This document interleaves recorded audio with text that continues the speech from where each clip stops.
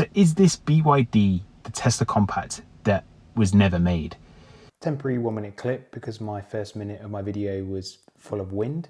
Here's why. If you're like me and you're in the market for a cheap new car for 2026 and you're not after anything too fancy, but you still want Tesla-esque features, as you understand the value that the Tesla ecosystem brings through software, I think I might have found an EV that ticks almost all these boxes.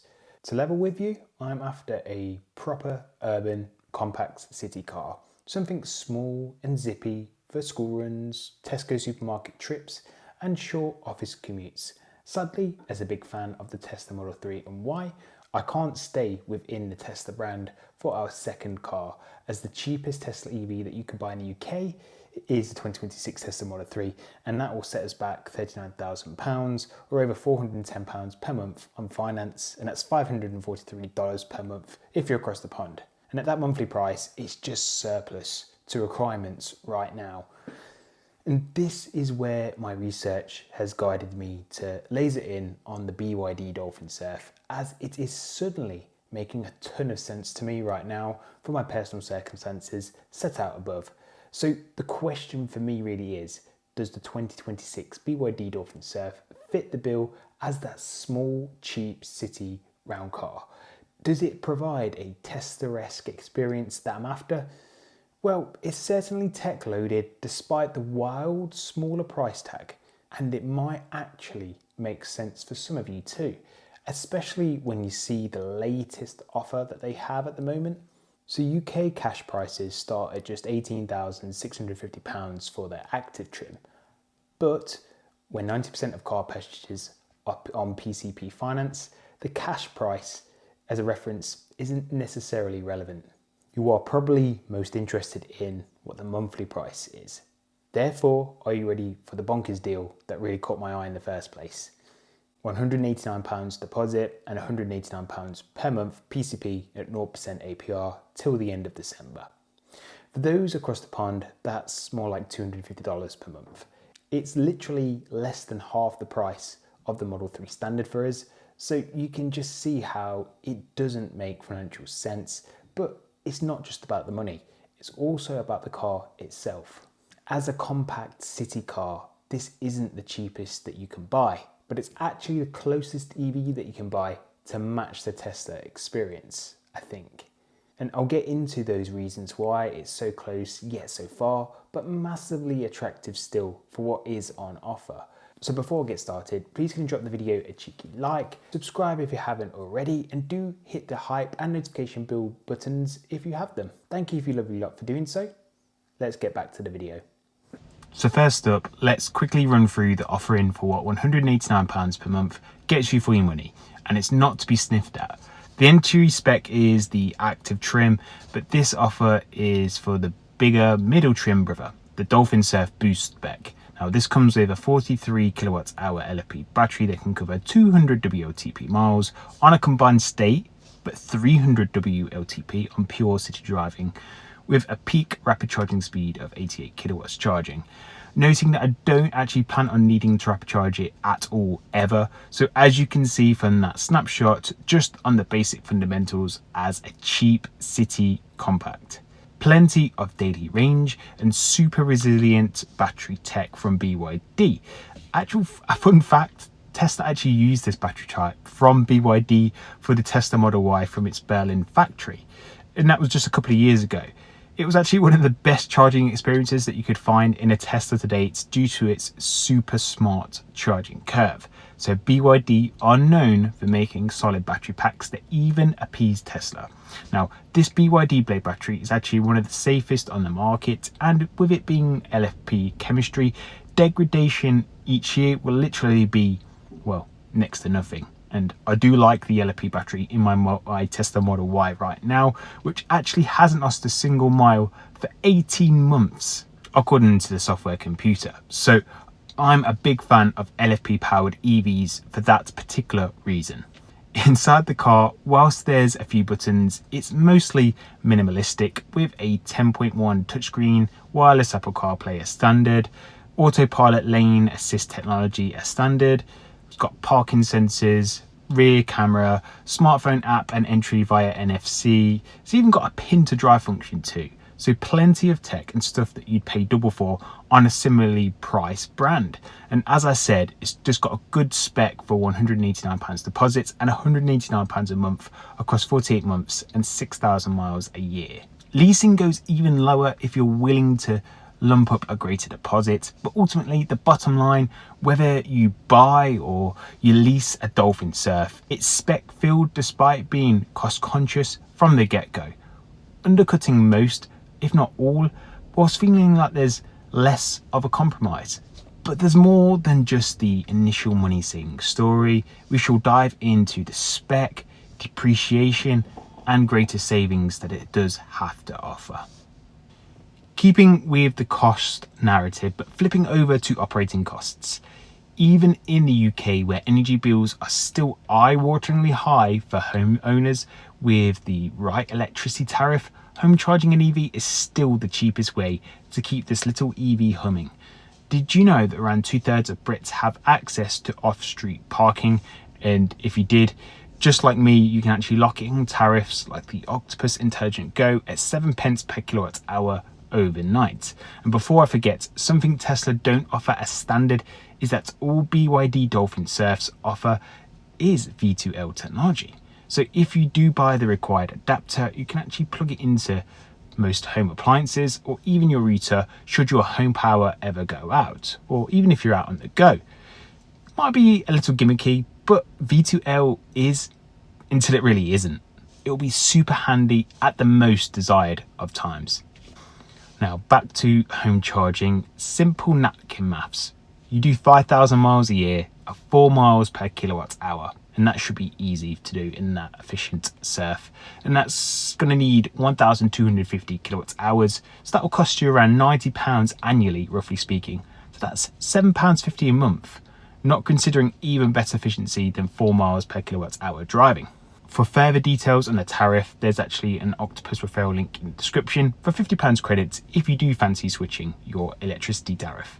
But at this particular rate, if you were to eye a petrol alternative, say maybe a similar car like a used Fiat 500 or a Ford Fiesta at 50 miles per gallon, £1.45 per litre, well, there's savings to be had.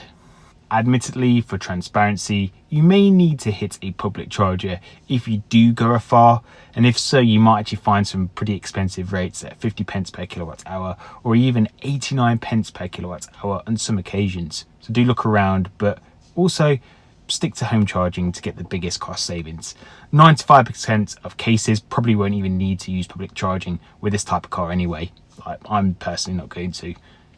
Moving on to maintenance, tax and insurance, evaluating if that could actually be the deal breaker. My research doesn't actually appear to, well, fend me off. Why does that sound weird? Anyway, just like the Tesla, it has inherent EV architecture advantages such as no oil top-ups, no timing belts, just typical EV minimalism versus thousands of moving parts in a petrol engine equivalent. It even has regenerative braking to help stretch the life of the brake pads and deliver free energy for range in the process. Win-win. Noting it doesn't seem to have one pedal driving like most EVs do, so it's some room for improvement there for the next gen. Tyres, it has all-season hand-cut tyres as standard on 16-inch rims, so nice premium tyres, and such small tyres are actually relatively cheap to replace too. Routine servicing is apparently every 2 years with the BYD, but frankly BYD has a super solid 6-year 93,000 mile general warranty on offer with 8 years on the Blade battery itself. So reassuring that should you actually want to buy the car after the 4-year term, it will still have another 2 years within general warranty should the worst actually happen. Car insurance can also be a bit of a wild card for newer brands, but it seems that the BYD Surf does keep insurers sweet as it hits a magic insurance group of 14A for the active and boost. That's actually cheaper than the Renault 5's 18, and my Teslas actually are in the 50 group. So roughly speaking, subject to personal entries, my quotes are around £350 to around £550 a year on my own, well, from my own research. The only UK relevant sting is the new VED rate at £190 per year from April 2025, but that would apply anyway to any car. So I'm not really at a loss there, but due to the selling price, we also won't actually see the luxury car supplements as it's priced below 40,000 from new. So it's still going to be super cheap to run, just like a Tesla. It's not quite as maintenance-less as a Tesla, but you know, it's close enough. One of the biggest hesitations to mind is probably around depreciation. If you're not leasing, it's probably a fair worry to have, as BYD is relatively newish in the UK and globally really. Especially the Dolphin Surf, as it's only been on sale for around 6 months, so depreciation forecasts are pretty early at this point. But AI generated tools like Recurrent peg a 45 to 50% drop over 5 years for the Surf, so that will give you a resale value of 9 to 10,000 from an 18,000 start price. Now that would actually be better than the Dacia Spring, probably thanks to growing Chinese EV demand and a super solid warranty package, but still something to keep an eye on if you are interested in taking ownership rather than leasing.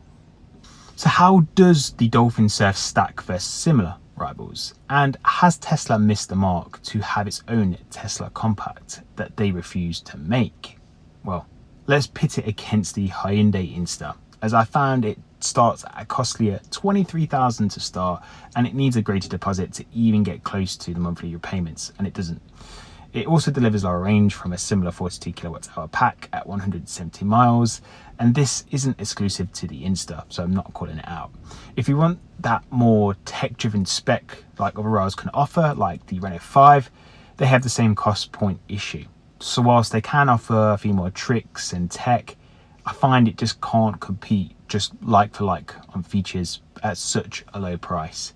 Even compared to the Dacia Spring or the Leap Motor TO3, whilst they can beat the Dolphin Surf on price, it doesn't have the same spec or the boot space that the Surf can offer. It seems to have found a sweet spot between those two that I've just mentioned and the more premium Hyundai Insta Renault 5 alternatives. So is this BYD the Tesla Compact that was never made? Well, at half the price and city sized at 4.29 meters long, you should be able to park it pretty much anywhere. And with BYD's phone app and integrated ecosystem offering a somewhat similar attempt of good software, and it even has over-the-air updates, it's certainly not a one-for-one Tesla-like experience from what I've seen, but it looks close enough. Compromises do have to be made to get it to the price tag that it does have. So thinking about wrapping this up, the BYD Dolphin Surf looks to be easy on the wallet, easy on the eyes too, and it's tech filled, all for £189 a month. It will have reduced maintenance requirements, reasonable insurance costs, and it also has 5-star Euro NCAP safety ratings, for which is actually pretty usual to obtain for how small the car is. So this is currently pole position for me as my potential second car, for its ability to offer me a bite-sized Tesla-like experience in just a smaller car flavour. Unless a rival does throw out a super cheap deal or a PCP deal like maybe the Ford Puma E again, I just don't see any other alternative that could stack against it, and nor do I expect Tesla to bring out a similarly priced car when they do offer full autonomy shortly. And for this reason, I think I'm going to have to test drive it myself. I've already seen it, I've sat inside it, I've had a hands-on, so a test drive itself just seems to be a natural final step for me before I make that buying decision. But for now, I'm actually interested in your thoughts on the BYD Dolphin Surf. Do you have one? What are your thoughts on it? Or are you tempted to buy one now? Let me know in the comment section below. If you're a Tesla owner, don't forget I also have a unique discount code at leading third-party accessory provider, Jawa, that you can use in the video description. I also have the Octopus EV tariff referral in the video description if you missed it earlier. And if you haven't already done so, please do like the video, subscribe, and I'll see you in the next video. Ciao.